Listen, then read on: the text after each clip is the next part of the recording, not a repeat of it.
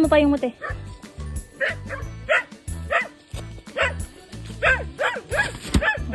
Tapos igilid mo.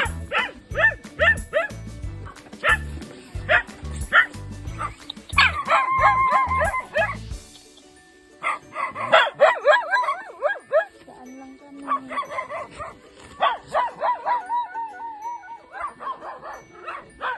Ganda ng bahay niya dito to.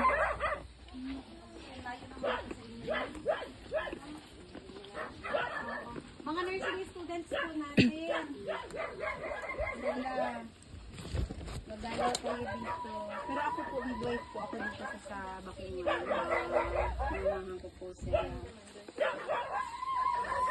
Ganda ng